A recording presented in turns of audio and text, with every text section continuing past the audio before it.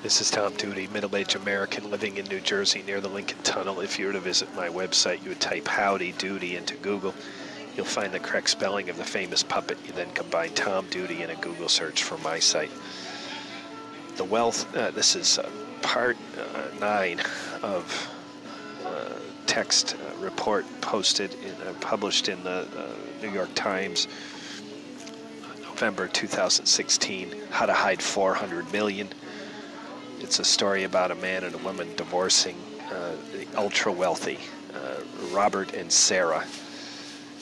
The wall of secrecy around Robert's offshore holdings began to collapse. The first batch of documents, 5 or 6 notebooks worth of emails, arrived last fall. More would soon follow. When I spoke with Fisher by phone, he sounded confident Oesterlund, Robert's appearing to be running short of cash. Fisher told me he was missing payments on a loan from a C1 bank.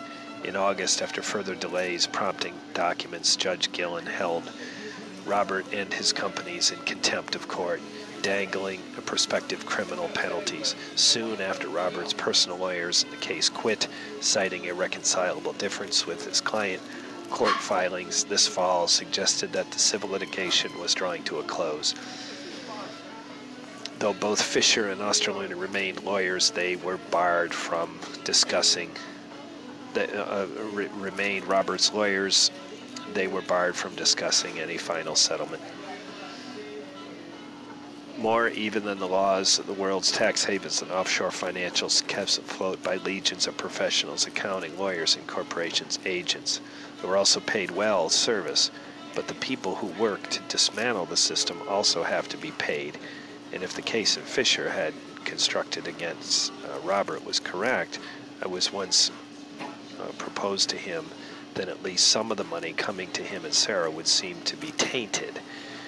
Fisher disagreed, unspooled the intricate account of his own. When he cracked open the Cook Trust, Fisher argued that money would come back home.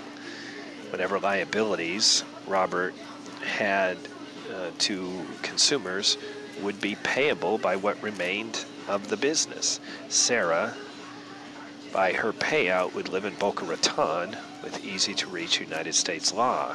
I would always view the dollars that would get to be legitimate dollars, Fisher said.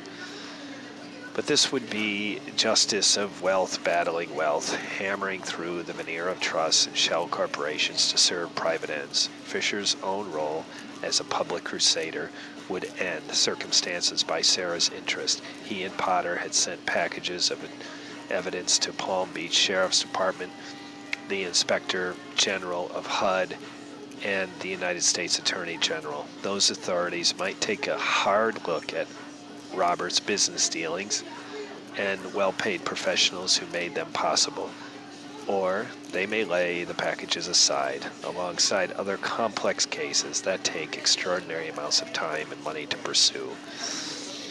In the end, I'm not a private attorney general, Fisher mused. I'm a private attorney. Whew, that's the end of a very long text. Again, the writer, the investigative reporter is Nicholas Confessore, a national political reporter for the Times. And to keep a personal pledge, I did not editorialize or comment or change the text other than changing the last names of the main characters to their first names. Pursglove, as published in the New York Times, I called her Sarah, and Oesterlund throughout, I called him Robert. There was $400 million. I'm just going to have some post-text comments. There were $400 million on a record. The ultra-wealthy have a tendency to overstate and understate their income for purposes that benefit the situation. And one occasion, Robert had overstated his worth at $400 million. That was a document that unfortunately got in the hands of his ex-wife's attorney. That was potentially going to be judged, the settlement for the divorce, making Robert owe Sarah $200 million, money he did not have. That could have left this man who was extraordinarily greedy, incredibly selfish, terribly paranoid, hated his wife and his own children, and most of all hated the United States. And wanted none of them to get money. It's not just that he wanted to keep money, he wanted certain entities, certain people not to get money, and that included his kids. This guy is an absolute disgusting asshole. I opened by telling a story that I witnessed in a courtroom that was sort of like this in a very, very, very ultra-mild way, but nonetheless, it was a man who was going to great lengths to keep money out of his wife's hands, ex-wife's hands, which was also keeping it from his child, I believe just one daughter. And I just want to re-emphasize the hunt for the Déjà Vu.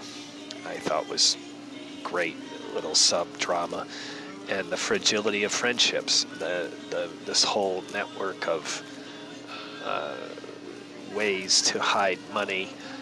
Had to make a choice. Do we protect the whole system and tens of thousands of these people hiding money, or do we protect one person? Well, they certainly dimed out Robert and made the choice not to protect him, which is one of the reasons he got exposed, and his ex-wife ended up with a fair settlement.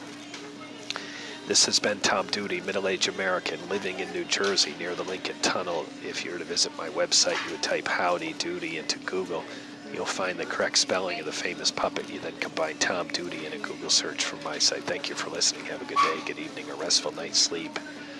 Ciao. End of part 8 and end of the text by Nicholas Confessore.